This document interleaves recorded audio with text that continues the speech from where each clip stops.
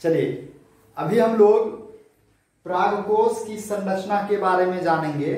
हम लोग इससे पहले वाले क्लास में परागकोश के बारे में जान चुके हैं और परागकोश के बारे में जब हम लोग जाने थे तो हम लोग यह पढ़े हुए हैं जो परागकोश होता है वो दो पालियों से मिलकर बना होता है और जो एक पाली होता है प्रत्येक पाली आपका दो कक्षों से मिलकर के बना होता है।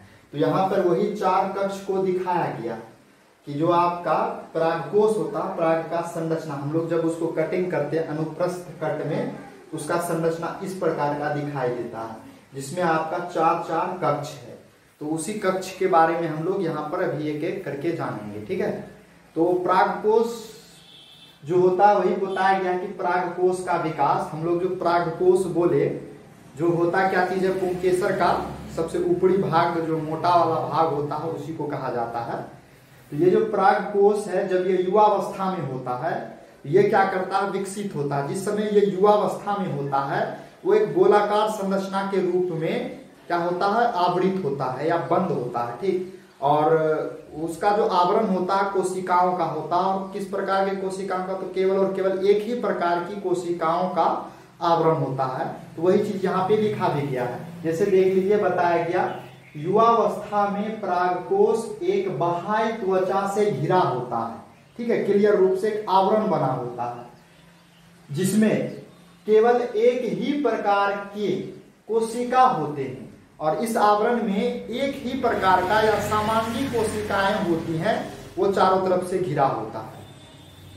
और यह जब विकास करता है, विकसित होने पर कहा गया कि यह विकसित होकर के पहले दो, यानी कि जब ये विकास करता है धीरे धीरे तो विकास करता है तो सबसे पहले क्या करता है, ये दो भागों में विभाजित हो जाता है, टूट जाता है, ठीक है। और उनके बाद फिर क्या होता है, चार भागों में, चार कक्षों में, है ना, ये चार कक्ष दिख रहा है आपको, ये चार कक्षों में क्या हो जाता है, विभाजित हो जाता है। तो इस तरीके से परागकोश का क्या होता है, डेवलपमेंट होता है, विकास होता है। और विकास होने से परागकोश का जो संरचना होता है इस प्रकार का आपका बन जाता है।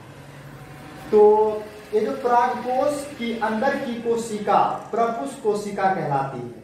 अब हम लोग जो पढ़े कि जो परागकोश होता है तो परागकोश का जो बाहरी आवरण होता है उस पर एक अलग प्रकार का कोशिका होता है। परागकोश के अंदर, है ना, जहां परागधानियां होती है, जहां पे परागकण का निर्माण होता है वहां पे एक अलग प्रकार की कोशिका होता है और उसके जीव द्रव्य जो होता है पूरा का पूरा सघन होता है, पूरा एकदम जटिलता रूप से भरा पड़ा होता है उसके तुलना में। और ये जो अंदर की कोशिका है ना, ये बाहर, मान लीजिए कि गोलाकार जो संरचना होगा तो बाहर की कोशिकाएं जो होती है वो अलग होता है, अंदर की जो कोशिका होती है उसी अंदर की कोशिका को हम लोग क्या कहते हैं, प्रपशु कोशिका के नाम से जानते हैं। वही लिखा गया है, परागकोश की अंदर की कोशिका प्रपशु कोशिका कहलाती है। प्रपशु कोशिका परिणतिक विभाजन करके बाहरी प्राथमिक भित्तीय कोशिका तथा प्राथमिक बीजाणु कोशिका का निर्माण करती है। सबसे पहले हम लोग इस वर्ड को समझते हैं कि परिणतिक होता क्या चीज है। परिणतिक का मतलब क्या होता है हम लोग उसको समझते हैं। जैसे इसमें यहां पर देखते हैं कि जो कोशिका भित्ति है वो कोशिका भित्ति कई पार्ट से मिलकर के बना, ठीक है, कई पार्ट से मिलकर के, कई परतों से मिलकर के बना।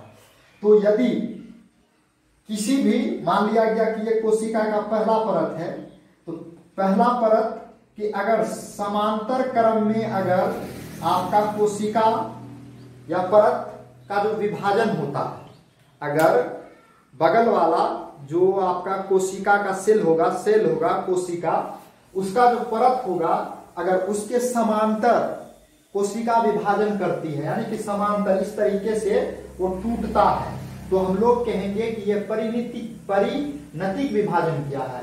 अगर ये लंबवत विभाजन होता है इस तरीके से, ठीक है, लंबवत विभाजन अगर होता है तो लंबवत विभाजन होता है तो हम लोग कहते हैं अपंतिक विभाजन के नाम से जानते हैं। अपंतिक तो यहाँ पे यूज नहीं किया गया, उसको हम लोग नहीं देखे हैं। अपंतिक विभाजन और एक परिणतिक विभाजन होता है। तो परिणतिक मतलब क्या, जो बगल का जो कोशिका होता है उसी के समांतर में, पैरेलल में, है ना, आपका विभाजन होगा तो उसी को परिणतिक विभाजन करते हैं। तो ये जब विभाजित होती है इस प्रकार का, तो विभाजन करके आपका बाहरी प्राथमिक भित्तीय कोशिका तथा प्राथमिक बीजाणु जनन कोशिका का निर्माण करती है। जब ये क्या होता है, टूटता है, तो आपका दो ही प्रकार का काम करता है। पहला जो प्राथमिक भित्तीय कोशिका का निर्माण कर लेता है और दूसरा प्राथमिक बीजाणु कोशिका का निर्माण कर लेता है। आप यहाँ पर देखिए दिखाई दे रहा है कि ये बीजाणु जनन कोशिका जो है, ये अंदर वाला भाग, ये वाला जो भाग दिख रहा है, यही आपका बीजाणु जनन कोशिका, ये आपके अंदर वाला बीजाणु जनन कोशिका का निर्माण कर लेता है और बाहर यहां से लेके यहां तक जो बोला गया है, ये यहां से लेके बाहर की ओर तक, वो आपका प्राथमिक भित्तीय कोशिका के नाम से जाना जाता है, टोटल का टोटल। तो उसी को हम लोग अभी 4 भागों में विभाजित किए हुए हैं। तो अगला स्टेप आ जाता है प्रागकोश भित्ति, एंथर वाल। भित्ति को हम लोग क्या कहते हैं, वाल के नाम से जानते हैं। दीवाल के तरह ये काम करता है। इस तरीके से ये भित्ति क्या करता है, ये जो बीजाणु जनन कोशिका है उसको एक तरीके से सुरक्षा देने का काम करता है। ठीक है, इसका कार्य भी हम लोग यही होता है। हम लोग अगर कार्य पूछा जाएगा कि ये जो आपका प्रागकोश भित्ति, इसका कार्य क्या है, तो इसका कार्य यही है कि ये जो है आपका बीजाणु जनन कोशिका को सुरक्षा देने का कार्य करता है। तो बताया गया कि इसका जो निर्माण होता है प्राथमिक भित्तीय कोशिका से होती है। प्रागकोश भित्ति, ये जो आपका प्राथमिक भित्तीय कोशिका है, उन्हीं से आपका प्रागकोश भित्ति का निर्माण होता है। इसमें 4 परतें होती है और ये जो है आपका 4 परतें हैं, यही आपका प्रागकोश भित्ति के नाम से जाना जाता है। टोटल का टोटल, यहां से लेकर के आपका ये जो टोटल है, ये टोटल के टोटल आपका प्रागकोश भित्ति के नाम से जाना जाता है। और ये जो प्रागकोश भित्ति है, जो बाहर से अंदर की ओर निम्न है, यहाँ पे बाहर से अंदर की ओर हम लोग एक एक करके सबके बारे में जानेंगे भी, उसी के बारे में यहाँ पे बताया गया है।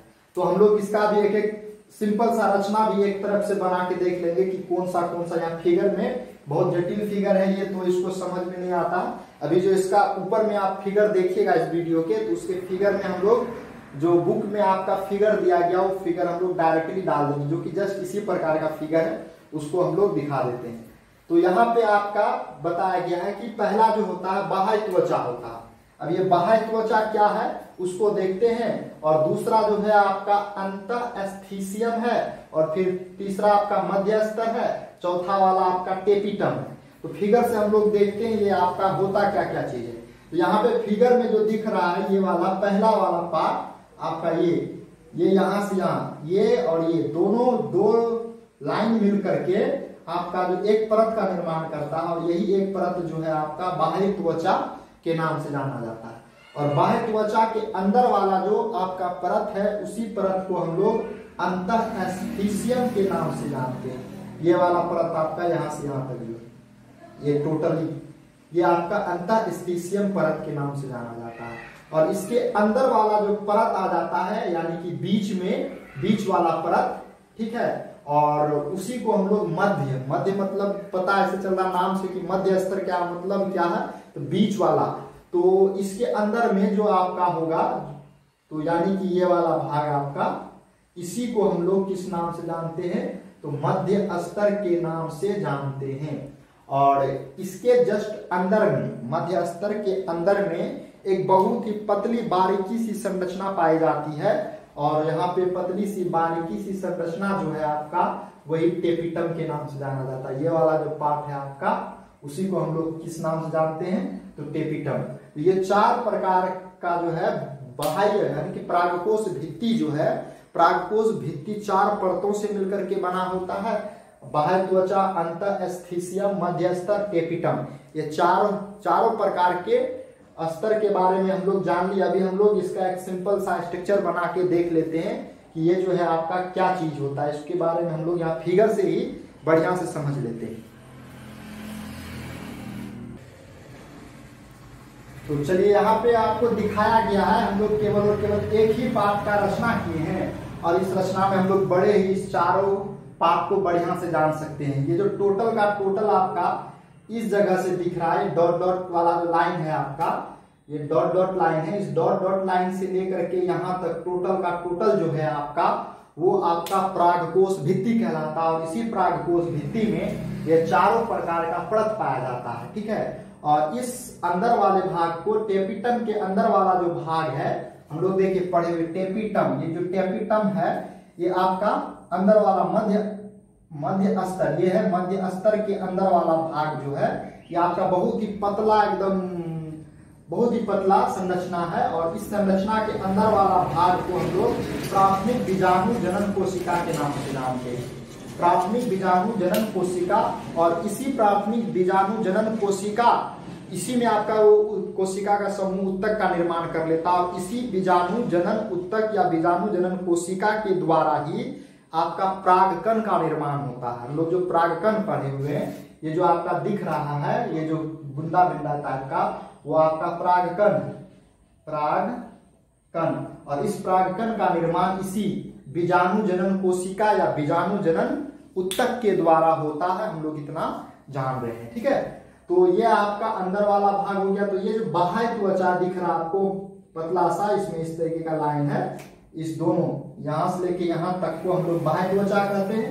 और बाह्य त्वचा के अंदर वाला भाग जो बहुत ही मोटा है, इसी वाले पार्ट को हम लोग क्या कहते हैं, अंतःस्थीशियम के नाम से जानते हैं। अंतःस्थीशियम, जिसको इंग्लिश में हम लोग इंडोथीशियम कहते हैं। और बाह्य त्वचा को हम लोग एपिडर्मिस कहते हैं। और मध्य स्तर को हम लोग मिडिल लेयर कहते हैं। और टेपिटम का इंग्लिश टेपिटम ही होता है।